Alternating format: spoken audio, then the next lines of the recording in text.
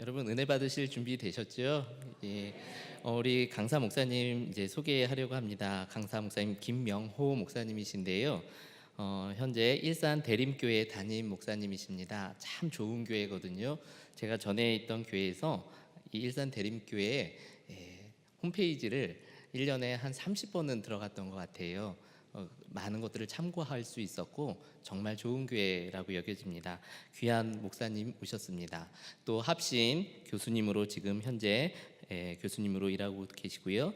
전 국제제자훈련원 원장으로 또 계셨습니다. 귀한 분 우리에게 모셔서 하나님의 은혜를 나눠주실 때 큰 은혜 받으시기 바라며 목사님 나오실 때 우리 손 흔들어 할렐루야로 환영하도록 하겠습니다. 할렐루야. 할렐루야. 잠깐 기도하겠습니다. 하나님, 이 자리에 주께서 부르신 귀한 주의 일꾼들이 한 자리에 모였습니다. 오늘 주님의 품에 저희를 안아주시고 오늘 우리에게 주님이 바라시는 것이 무엇인지, 주께서 우리를 어떻게 들어 사용하실 것인지 바라보는 복된 시간 되게 해 주옵소서. 우리가 주님의 음성을 듣기를 원합니다. 성령님께서 우리의 귀를 열어주시고 기름 부어 주셔서 우리의 영안을 열어주셔서 우리를 향한 하나님의 뜻을 깨닫는 복된 시간 되게 해 주옵소서. 예수님의 이름으로 기도합니다. 아멘. 반갑습니다. 저는 늘 제 주변에 있는 사람들에게 이런 얘기를 합니다. 내 곁에 누가 있느냐가 내 인생의 질을 결정한다. 내 옆에 누가 있느냐가 정말 중요하죠. 누구랑 같이 사느냐, 누구랑 같이 신앙생활 하느냐. 저는 저희 선친 때부터 우리 박삼늘 목사님을 이렇게 옆에서 지켜보면서 이렇게 많이 존경하고 또 배우고 있었습니다. 우리 박 목사님 아버님과 저희 아버님이 황해도 같은 출신이셨는데 그래서 이 송월교회 이야기는 늘 듣고 있었고요.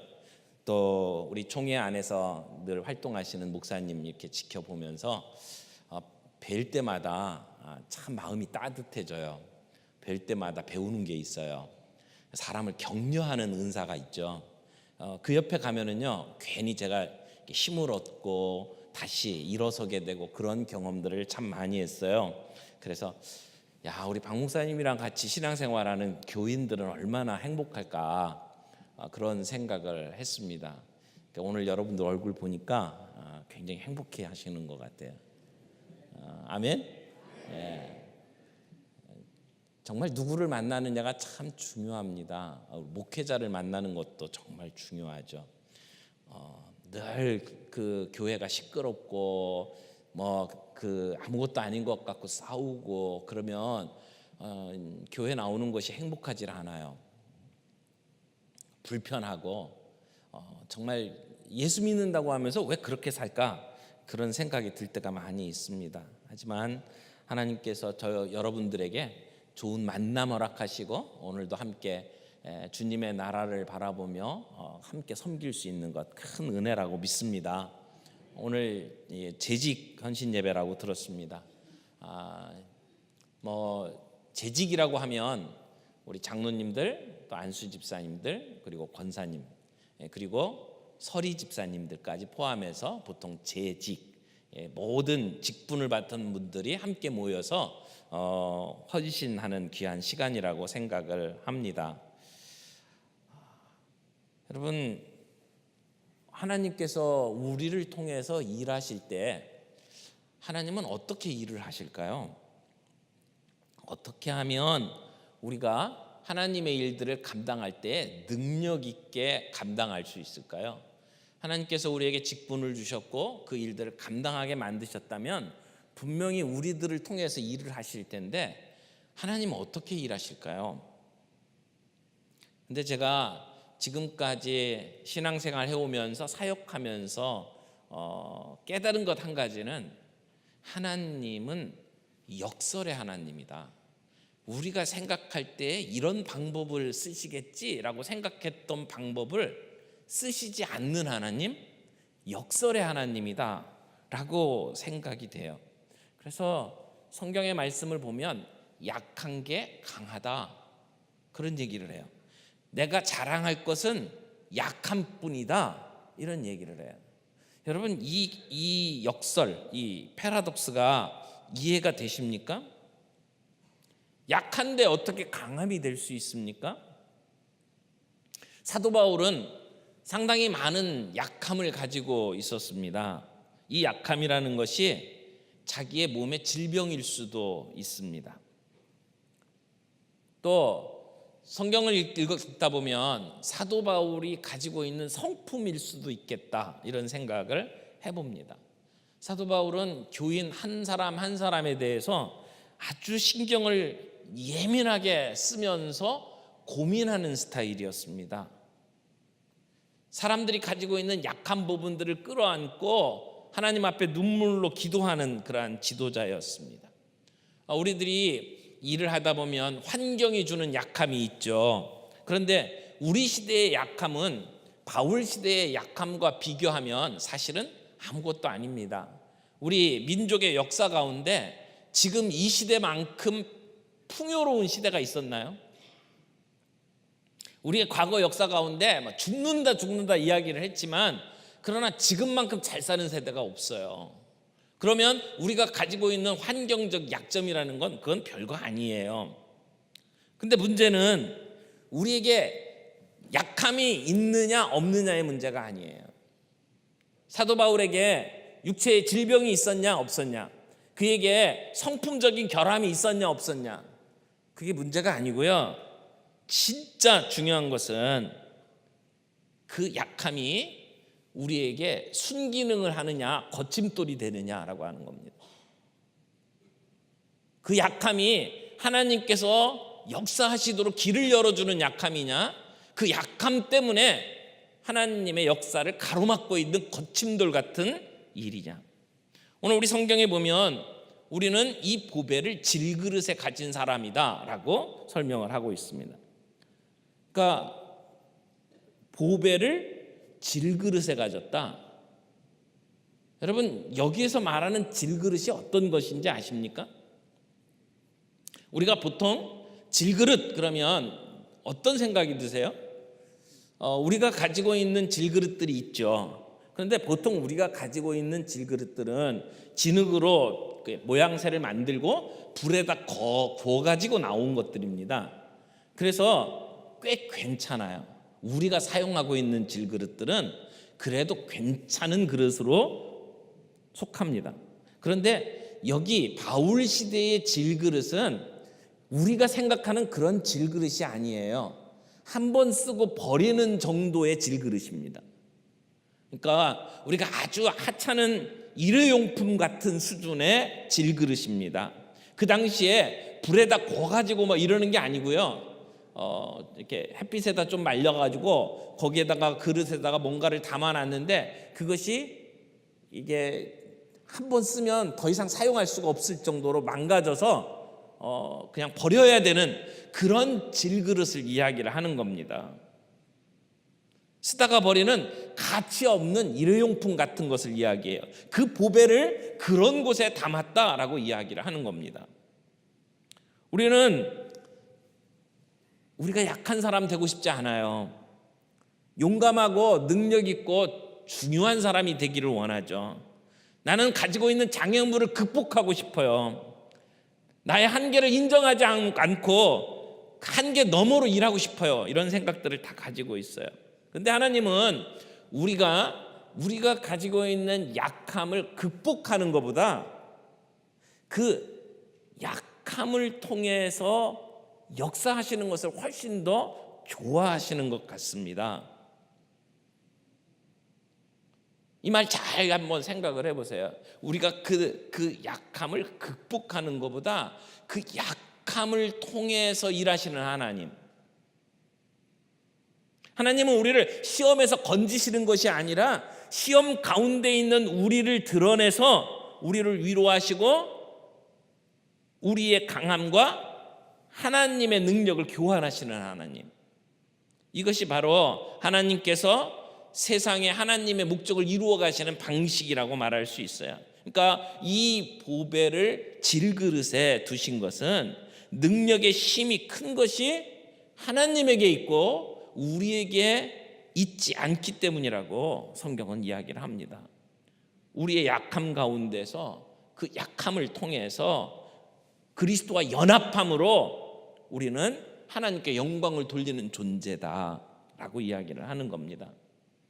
하나님께서는 우리의 역사 속에 당신의 목적을 드러내시고 우리의 비천하고 우리의 괄시받는 것들을 사용해서 하나님의 위대함을 보여주십니다. 하나님의 손에서 우리의 약함은 아름다운 것으로 멋진 것으로 승화된다는 것입니다. 여러분, 바울은 질병이 많았던 사람입니다. 근데 이 질병이 하나님의 역사하시는 통로라고 이야기를 할 수 있습니다. 우리가 하고 싶은 일은 10 정도까지 되는데 우리가 할 수 있는 능력은 2, 3밖에 안 될 때가 있어요. 그럴 때에도 바울처럼 우리의 약함을 주님의 일이 더 잘 드러나도록 그 방향으로 끌고 갈 수 있다라는 이야기입니다. 일반적인 상식으로 보면 우리가 약하면 일이 안 됩니다.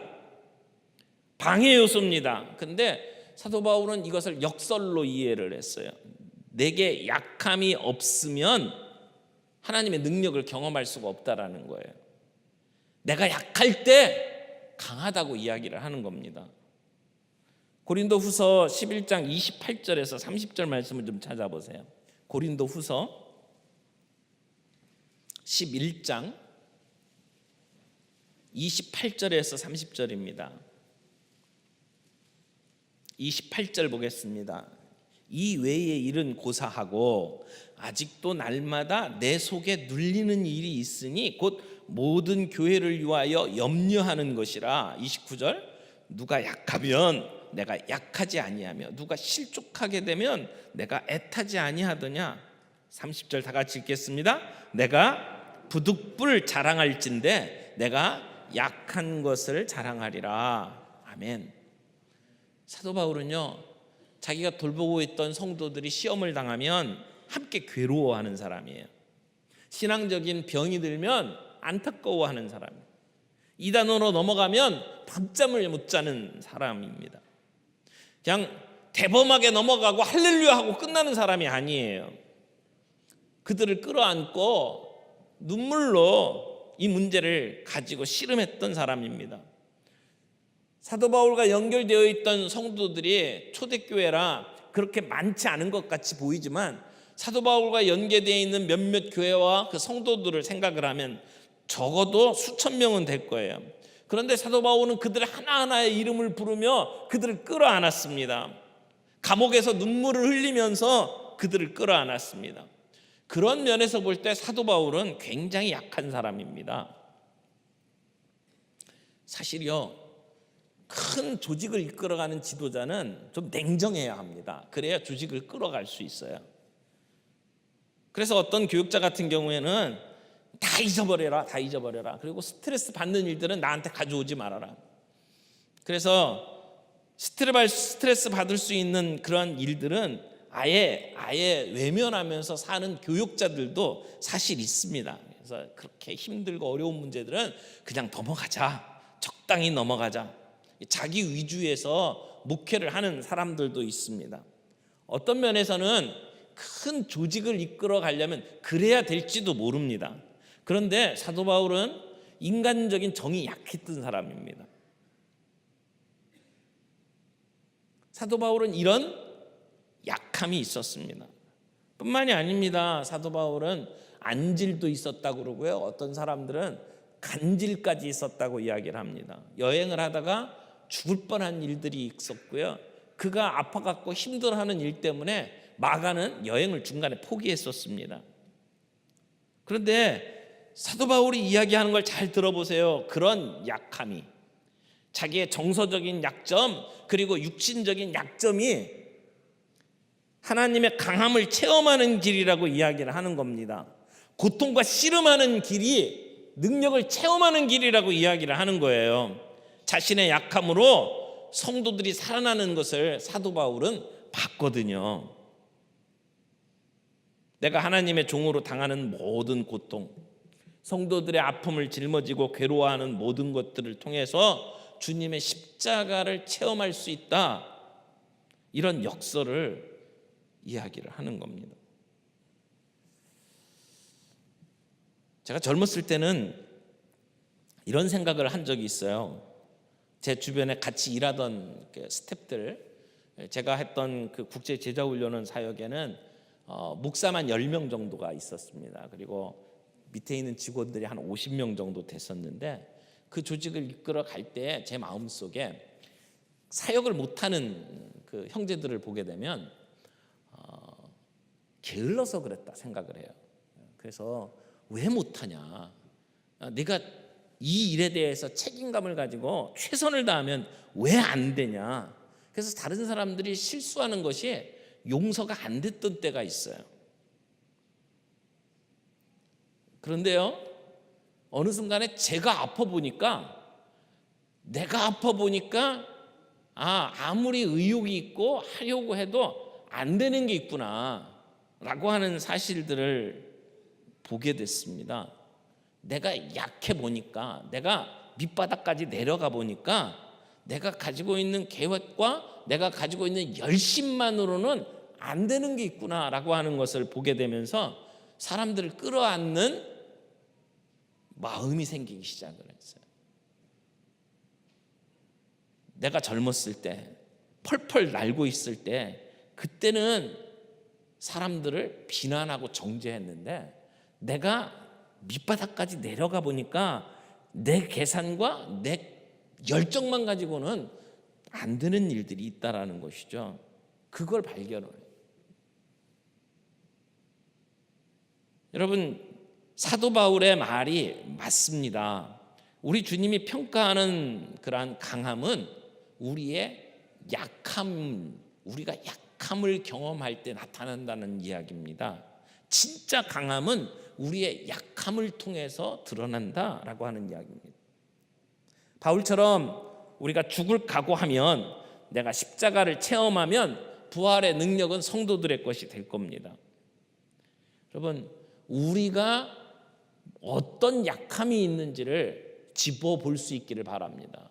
오늘 재직 헌신 예배로 드리는 여러분들이 내가 어떤 약점이 있는지를 하나님 앞에서 한번 살펴보기를 바랍니다. 그리고 그 약함을 부정적인 관점에서 볼 것이 아니라 바울처럼 이 약함을 통해서 하나님이 드러나시고 하나님의 능력이 드러나는 길이 무엇인지를 한번 생각을 해보십시오. 여러분에게 남들보다 배우지 못한 부분이 있습니까? 남들보다 연약한 육체적인 결함이 있습니까? 남들보다 감정적인 감수성이 남다릅니까? 은사가 부족합니까? 여러분의 약한 부분을 한번 하나님 앞에서 솔직하게 적어보십시오. 그리고 이 약함이 하나님의 강함을 드러내놓는 디딤돌인지, 그 약함이 끝까지 나를 약하게 만드는 거침돌인지 한번 보십시오. 바울의 역설을 체험할 수 있을 때, 그때 진짜 복음이 무엇이고 은혜가 무엇인지가 드러납니다. 우리 기독교의 가장 중요한 메시지, 다른 종교하고 구별되는 가장 중요한 개념이 뭐냐? 저는 은혜라고 생각합니다. 은혜. 내가 받을 자격이 없는데 하나님이 내게 부어주신 것. 오늘 우리가 주님 앞에서 쓰임받는 것이 내가 갖고 있는 강점을 가지고 내가 잘난 것 가지고 사용이 된다면 우리 안에는 은혜가 없어요. 그런데 내가 부족함에도 불구하고, 연약함에도 불구하고 하나님이 나를 들어 사용하시는 것을 깨닫는 것은 은혜입니다. 은혜 아니면 교회가 살아갈 수가 없습니다. 은혜 아니면 우리 교회가 일어설 수가 없습니다.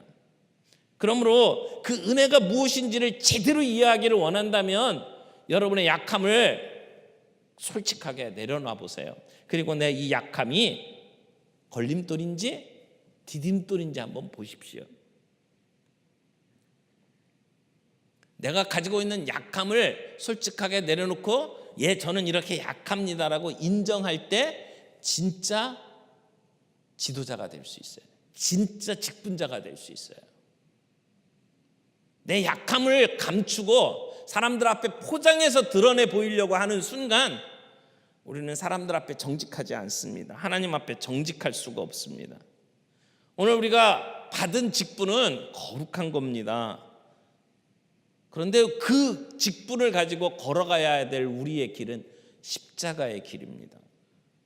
그런데 이 직분의 원리 하나, 이 영적 원리, 역설적인 원리를 우리가 꼭 기억할 수 있기를 바랍니다. 그래서 내 약점이 무엇인지를 내려놓고 내 약함을 하나님 앞에 인정하고, 하나님, 나 아무것도 할 수 없습니다. 나는 능력이 없습니다. 주님 앞에 겸손히 나아갈 때 나를 들어 일하시는 하나님의 능력을 볼 수가 있습니다. 여러분, 만약 그 약점이 거침돌이라면 고쳐야 됩니다. 그러나 디딤돌이라면 내가 할 수 있는 건 내려놓고 주님이 할 수 있도록 길을 열어 주십시오. 다른 사람들에게 기회를 주십시오. 만약 여러분들이 내가 약한 게 뭔지가 드러나지 않는다면 우리는 아직 어린아이입니다. 아이들이요, 여기 뒤에다 망토 메고 슈퍼맨하고 뛰어내리려고 하잖아요. 그게 어리기 때문에 가능한 거예요. 나이가 들었는데 아직도 여러분들이 뒤에다 망토 메고 내가 슈퍼맨이다 그러면 그건 아직 철이 없는 거죠. 뛰어내리면 다칩니다. 죽습니다. 그걸 인정하는 것이 그게 진짜죠. 우리가 주님의 일을 할 때에 내가 약한 게 무엇인지를 드러내고 주님 앞에서 항복하고 손을 드는 게 필요합니다. 사람들이 나를 대접하면 내가 잘나서 대접받는 건 아니야. 그게 아니라 나 같은 부족한 사람을 하나님께서 어떻게 이렇게 대접하실까를 생각을 하며 감사하는 것이, 그것이 사역의 원리가 되어야 합니다. 여러분, 우리 교회 안에서 직분 받고 사역하는 자로서 우리는 어떤 자세를 가지고 있는지 살펴볼 수 있기를 바랍니다. 내 약점은 뭐냐? 내가 교회 일을 하는 데 있어서 집사로, 또 권사로, 장로로 내가 주님의 일들을 감당한다고 하면서 내 약한 부분이 무엇인지를 내려놓고, 그리고 주님, 내가 부족함에도 불구하고 나에게 이런 일을 맡기셨군요. 그래서 그 약점을 주님 앞에 내려놓고 하나님이 일하실 수 있는 길로 만드는 것이 필요합니다. 리고렌이 이런 이야기를 한 적이 있어요. 약점이 하나님을 의존하게 만들기 때문에, 약점이 우리를 겸손하게 만들기 때문에, 약점이 다른 사람을 귀하게 여기고 교제할 수 있도록 만들기 때문에 하나님은 약점을 강점으로 바꾸신다. 자신의 약점을 솔직하게 나누십시오. 가면을 벗으십시오. 약점을 노출하면 위험하다. 그러나 방어막을 거둘 때 사람을 거둘 수 있다. 이 사실을 기억하십시오. 우리가 사람들에게 내 약점을 방어하려고 하면 사람을 얻을 수가 없습니다. 신뢰감을 얻을 수 있습니다. 그러니까 완벽한 채 하지 말자는 겁니다. 자신의 약점을 자랑스럽게 여겨라. 우리의 약점을 이해하시는 예수님과 우리의 약함을 돕는 성령님을 찬양하라. 중요한 것은 우리의 그 약함이 질그릇 같은데 거기에 뭘 담았느냐라고 하는 것이죠. 그게 뭡니까? 보배. 우리의 보배가 뭡니까? 예수 그리스도. 그러면 우리의 질그릇이 드러나는 게 아니라 우리의 삶과 우리의 사역을 통해서 예수님이 드러나느냐는 거죠. 우리가 소그룹을 이끌어가면서 우리가 예배를 인도하면서 내가 아니라 예수님이 드러나느냐라고 하는 것이죠. 내가 드러나느냐, 예수님이 드러나느냐. 아무짝에 쓸모없는 질그릇이 자꾸 드러나려고 하면 안 된다는 거죠. 사람이 나에게 정말 멋진 장로님이라고 칭찬을 하면 나는 어떻게 반응을 하는지를 한번 생각을 해보십시오. 내가 사람들의 칭찬에 목을 매면서 살아가는가, 내가 주님의 부르심에 순종하며 살아가고 있는가. 예전에 필립 얀시라는 분이 한국에 방문한 적이 있습니다. 근데 그분이 무슨 강연을 하다가 이런 이야기를 하더라고요. 자기가 사는 동네가 굉장히 작은 소도시래요. 에버그린이라고 하는 조그만 동네인데 콜로라도라고 하는 주에 있는 아주 작은 도시입니다. 근데 그 도시에 고등학교가 있는데 그 고등학교에 아이들이 오케스트라를 만들었어요. 근데 얘네들이 1년에 한 번씩 연주회를 하는데 어느 날에는 손대지 말았으면 하는 곡을 건드렸답니다. 베토벤 9번 합창 교향곡을 그 아이들이 연주를 하는 겁니다. 그 조그마한 오케스트라가 감당할 수 있는 곡이 아닙니다. 그러니까 뭐 수준이 그렇겠죠. 근데 아이들이 그 곡을 연주하는데 거기에 앉아서 그 연주를 들었답니다. 그러면서 마음속에 든 게 베토벤이 저렇게 연주하라고 저 곡을 쓰지는 않았을 텐데 이런 생각이 들었대요. 그런데요, 그러면서 그 안에 앉아있는 다른 사람들의 모습을 보면서 이런 생각이 들었답니다. 적어도 이 동네 사람들만큼은 베토벤 저 곡을 들을 수 있는 기회는 여기밖에 없다. 그러니까 하나님께서 완벽하게 연주할 수 없는 우리들을 통해서 사람들에게 연주를 들려주시는 모습을 봤다는 거예요. 우리 모두가 부족합니다. 연약합니다. 우리가 무슨 대단한 사람들이 아니에요. 어떤 영역에 이렇게 사람들 앞에 내놓을 수 있는 그런 사람들이 아닐 수 있습니다. 그럼에도 불구하고 하나님은 우리같이 제대로 소리를 내지도 못하는 우리를 통해서 그 연주를 하게 만드신다는 거죠. 우리가 하는 섬김, 우리가 하는 설교, 우리가 하고 있는 찬양, 이 모든 게 전문가의 눈에 보면 어설픈 것일지 몰라요. 그러나 하나님은 그걸 통해서 하나님의 일을 이루신다는 거죠. 우리의 실력을 생각하면 두렵습니다. 우리 같은 사람이 하는 것을 통해서 하나님 무슨 일을 할까 의심이 들기도 합니다. 그런 면에서 우리 모두는 질그릇입니다. 하나님이 갖고 계신 큰 계획에 비하면 우리가 하는 것은 정말 어설픈 것이에요. 형편없는 것들이에요. 하나님이 꿈꾸고 있는 계획하셨던 교회의 모습과 우리가 지금 몸담고 있는 교회의 모습을 비교하면 그런 느낌이 들 거예요. 말도 안 되는 형편없는 수준임에 틀림이 없습니다. 그럼에도 불구하고 하나님은 우리 같은 질그릇을 통해서 하나님의 나라를 이루어가고 있다고 말씀을 하시는 겁니다. 그러므로 부족하다고, 실력이 없다고 퍼지지 않기를 바랍니다.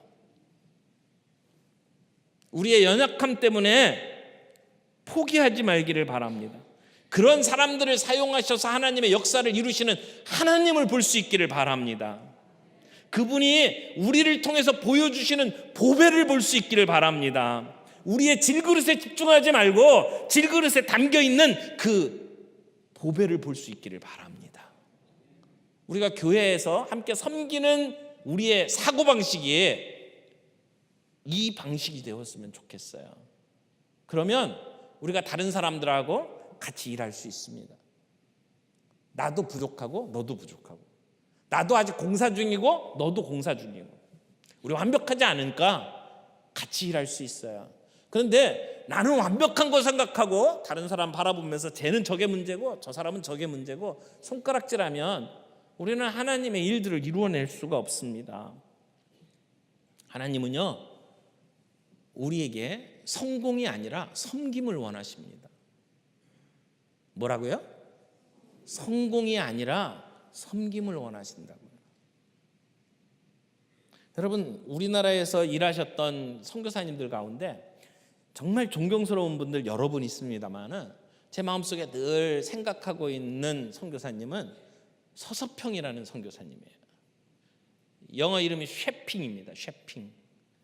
제가 이 쉐핑이라는 선교사의 이름을 어디서 봤냐면 제주도에 가서 기독교 유적지를 답사하다가 한 교회 안에 쉐핑이라고 하는 여자 선교사의 이름을 봤어요. 그래서 추적을 하기 시작을 했습니다. 근데 재밌는 것은 쉐핑하고 연결된 분들이 참 많더라고요. 홍정길 목사님의 어머님이 쉐핑에게 전도받고 그분과 함께 사역을 하셨어요. 그래서 그 서서평 선교사를 그 기념하는 그 모임에 굉장히 중요한 일을 하고 계시는 것도 나중에 알게 됐습니다. 그러다가 얼마 전에 영화가 하나 나왔죠. 서서평 선교사의 영화가 나왔습니다. 여러분, 서서평 선교사 그분이 일했던 시대는 일제 강점기입니다. 헐벗고 고통받던 시절입니다.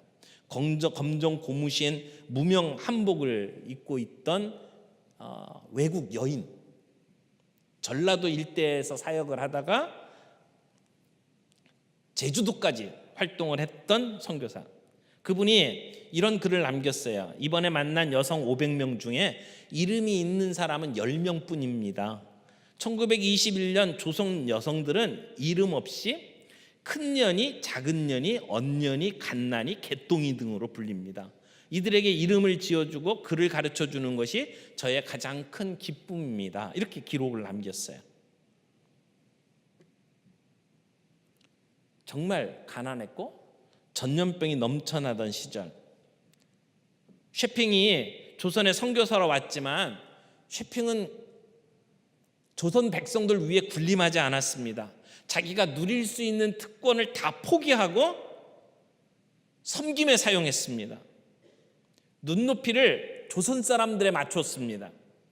그래서 서양식 이름을 버렸어요. 쉐핑이라는 이름을 버리고 조선말을 익혀서 자기의 이름을 서서평이라고 이름을 줬어요.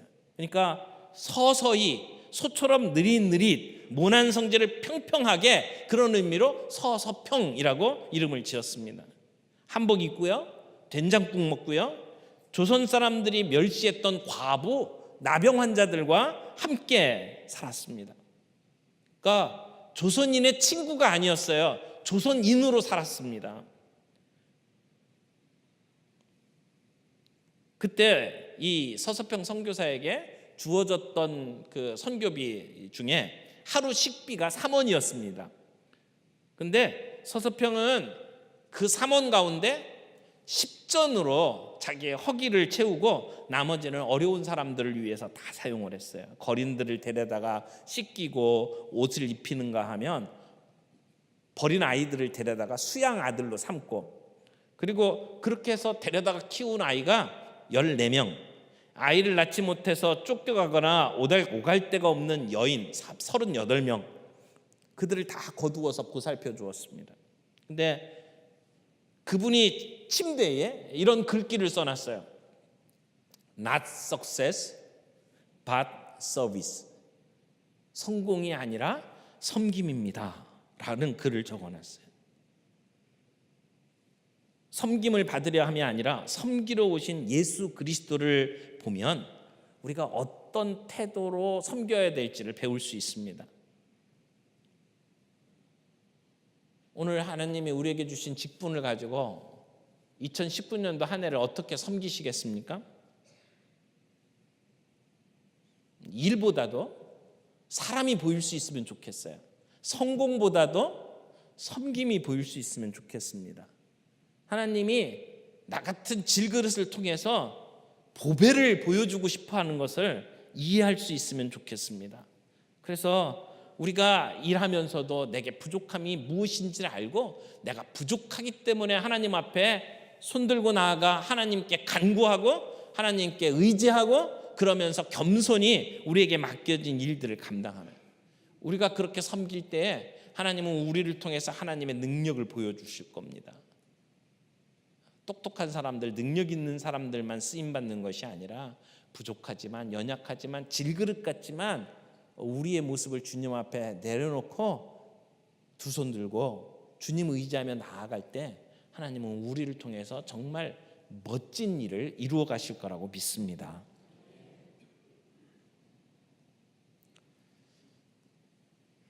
여러분, 하나님은요 프로그램으로 일하지 않으셔요. 하나님은 건물로 일하시지 않습니다. 하나님은 사람을 통해서 일하십니다. 사도 바울이 사도 바울 될 수 있었던 것은 하나님이 그에게 붙여주셨던 사람들을 통해서 일어났습니다. 사도 바울을 사도 바울로 만들었던 사람들 중에 세 사람만 간단하게 얘기하죠. 첫 번째, 스데반. 스데반은요 사도 바울에게 진리가 무엇인지를 직면하게 만들어주는 좋은 멘토였습니다. 죽어가면서 사도 바울에게 진실을 보게 만들어줬던. 여러분, 사도 바울이 바울이 될 수 있었던 것은 스데반의 죽음이었습니다. 바울이 내가 죄인 중에 괴수다라고 고백했던 것은 그저 그렇게 표현해서가 아닙니다. 마음속에 스데반을 죽이는데 맨 앞장서서 했던 자기의 모습을 기억하고 있었기 때문입니다. 늘 그 빛을 가지고 살아갔던 사람입니다. 그래서 진실을 진실로 대면할 수 있도록 도와준 스데반이 있었기 때문에 바울이 있었어요. 그런가 하면 아나니아 같은 사람도 있었습니다. 사도 바울이 다메섹 가는 도중에 빛을 보면서 예수님을 만나잖아요. 눈이 멀어가지고 사람들의 손에 이끌려서 갔을 때 아나니아를 만납니다. 기독교를 그렇게 핍박하면서 예수 믿는 사람들을 잡아 죽이려고 애썼던 그 사울을 아나니아가 끌어안습니다. 그를 향해서 뭐라고 표현합니까? 형제 사울아. 형제라고 부르고요. 그리고 내가 지금 오는 길에 만난 그분이 예수님 맞다. 그 주님이 너를 들어서 이방인의 사도로 쓰기를 원하신다. 지금 사도 바울이 빛으로 오신 예수님 만났고 그리고 지금까지 살아왔던 그의 삶 전체가 완전히 송두리째 뒤엎었습니다. 그래서 혼란한 상황 속에 놓여 있었을 겁니다. 그런데 그에게 찾아와서 그를 형제라고 불러주고 그리고 내가 지금 본 그분이 주님 맞고 주님이 널 들어서 사용하려고 한다라고 하는 것을 확인시켜주는 일. 그의 잘못을 꾸짖을 수도 있었을 거예요. 너는 어떻게 이렇게 살았느냐 이야기할 수도 있었을 거예요. 근데 그렇게 하지 않고 그를 끌어안아 주었던 주님의 음성을 확인시켜 주었던 아나니아가 있었기 때문에 바울이 바울 될 수 있었습니다. 그런가 하면 바나바와 같은 동료가 있었습니다. 사도 바울이 제자들과 만나려고 할 때 제자들이 만나주지 않았습니다. 그가 지금까지 어떻게 살아왔는지가 너무 유명한 사람입니다. 만나고 싶지 않았을 겁니다. 근데 그를 찾아가서 그의 이야기를 듣고 사도들에게 연결을 시켜준 사람이 바나바입니다. 그가 안디옥 교회로 부임할 때 사람들에게 인정받지 못하던 사도 바울을 데리고 갔습니다. 함께 일합니다. 성경에 처음에 보면 바나바와 바울이었어요. 그런데 나중에 바울과 바나바로 순서가 바뀝니다. 그럼에도 불구하고 그는 자기의 역할을 기쁘게 감당합니다. 사람을 키워줍니다. 격려합니다. 바나바의 말 뜻이 son of encouragement, 격려의 아들이라는 뜻이잖아요. 그 사람을 만나면 사람들이 격려를 받아요. 그 사람만 만나면 힘을 얻습니다. 소망을 갖습니다. 그런 역할을 했기에 사도 바울이 사도 바울 될 수 있었습니다. 완벽한 사람들이 아닙니다. 부족함이 많은 사람들입니다. 질그릇 같은 사람입니다. 그러나 예수 그리스도 그 보배를 드러내기 위해서 사람들을 품었습니다. 자기의 역할을 감당했습니다. 그래서 사도 바울이 세워졌습니다. 사랑하는 성도 여러분, 여러분에게 주시는 하나님의 역할은 무엇입니까? 여러분의 주위를 한번 돌아보십시오. 여러분의 도움을 필요로 하는 사람들은 누굽니까? 여러분의 말 한마디에, 여러분의 격려의 말 한마디에, 여러분이 보내는 조그만 쪽지 하나, 그게 사람을 살릴 수 있고 그 사람을 하나님의 능력의 손에 쓰임받도록 만들 수 있습니다. 별거 아닌 것 같지만 우리가 하는 그 행동들을 통해서 하나님의 능력이 나타날 겁니다. 제가 미국에서 유학을 하던 도중에 교회가 아주 좀 시끄러운 일이 있었습니다. 그래서 굉장히 힘들었어요. 재직회 하다가 그냥 난장판이 됐습니다. 근데 그 가운데 상처를 받고 제가 교회 가기가 싫은 거예요. 저는 그때 이제 청년부 담당 목사였는데 목사가 교회 가기 싫은 건 처음이에요. 사람들을 만나면 이렇게 손을 잡고 악수하기가 싫어요. 정말 빨리 유학을 포기하고 그냥 한국으로 돌아갈까 이런 생각이 들 정도로 정말 힘든 시간을 보냈습니다. 근데요, 어느 날 저희 집에 이렇게 예쁜 장미가 꽃이 배달이 됐어요. 그리고 그 장미에 이렇게 카드가 하나 있더라고요. 그래서 누가 보냈나 하고 생각을 하고 카드를 열어서 보니까 그 교회 집사님 부부가 이렇게 썼어요. 목사님 힘드시죠? 그래도 힘내세요. 이렇게 써 있는 카드가 있는 거예요. 근데 그 카드를 보낸 사람이 어떤 분이냐면요, 세탁소를 경영하는 분인데 보증을 잘못 써가지고 자기가 세탁소에서 벌어들이는 모든 돈이 다 빚 갚는 데로 나갔어요. 먹고 살 수가 없으니까 세탁소에서 일하고 밤에는 우체국에 가서 일을 해요. 그러니까 잠자는 시간이 몇 시간이 안 돼요. 그러니까 이 투잡을 뛰면서 자기 먹고 사는 건 우체국을 통해서 받고 자기가 그 세탁소 하는 돈은 다 빚으로 나가요. 정말 힘든 시간을 보내는 분들이에요. 다른 사람이 보냈다면 제가 그렇게 생각을 안 했을 거예요. 정말 힘들게 보내는 그분이 꽃하고 카드를 보내신 거예요. 그 시간이 지금 30년이 지났는데도요, 제 마음속에 아직도 선명하게 남아있어요. 그대로 남아있어요.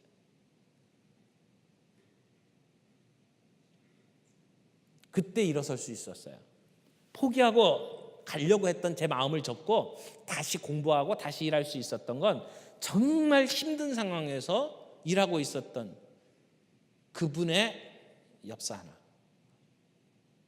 여러분이 주변에 있는 사람들 돌아보면 정말 포기하고 싶은 사람들, 정말 더 이상 길이 없다고 생각하는 사람들이 있을 거예요. 그들에게 조그마한 엽사 하나, 그들에게 보내는 조그마한 선물 하나, 여러분들이 그들의 어깨에 손을 얹고 기도해 주는 그 기도의 한마디, 그것이 사람들을 살릴 수 있습니다. 다른 사람들은 다 정죄하고 비난할지라도 그를 끌어안고 형제라고 불러줄 때 그가 다시 회복할 수 있어요. 그 질그릇을 통해서 하나님의 놀라운 역사를 우리가 경험하게 될 줄로 믿습니다. 오늘 이 저녁에 나와서 함께 헌신 예배를 드리는 우리 재직 모든 분들에게 이 질그릇의 보배, 이 아름다운 역설의 하나님을 만날 수 있기를 바라고, 올 한 해는 그런 은혜를 가지고 우리의 능력을 가지고 우리의 강점을 가지고 드러내기보다 내 연약함을 주님 앞에 내려놓고 인정하면서 다른 사람들을 세워나가는 그런 일들 속에 우리 교회의 하나님의 역사를 함께 볼 수 있는, 우리 시대에 우리의 목전에서 하나님의 부흥의 역사를 경험할 수 있는 아름다운 2019년도가 되기를 바랍니다. 우리 같이 기도하겠습니다. 사랑의 하나님 아버지, 2019년도를 시작하면서 이 시간 주님 앞에 우리의 약함을 내려놓습니다. 우리는 정말 약합니다. 말로만 하는 게 아니라 정말 부족합니다. 연약합니다. 그러나 그 연약함을 우리 주님 앞에 솔직히 내려놓고 항복하며 우리 주님을 의지하기 원합니다. 내가 할 수 있다고 착각했던 것들을 내려놓고 주님을 의지하며 주께서 원하시는 일에 우리 자신을 내어놓기를 원합니다. 하나님, 사람을 통해서 일하시는 하나님, 우리의 연약하고 부족한 질그릇 같은 우리의 모습이지만 우리의 섬김 하나를 통해서 하나님 놀라운 역사를 일으키실 줄 믿습니다. 성공이 아니라 섬김입니다. 주님, 우리가 섬김의 선수가 되게 해 주옵소서. 섬기는 일에 챔피언이 되게 해 주옵소서. 2019년도 주께서 우리에게 주신 그 길들을 보면서 내가 어떻게 주님 앞에 섬겨야 될지 결정하게 하시고, 주님 항복하게 하시고, 우리의 질그릇 있는 그대로 내어놓고 주님 앞에 아름답게 쓰임받는 한 해가 되게 해 주옵소서. 예수님의 이름으로 기도합니다. 아멘.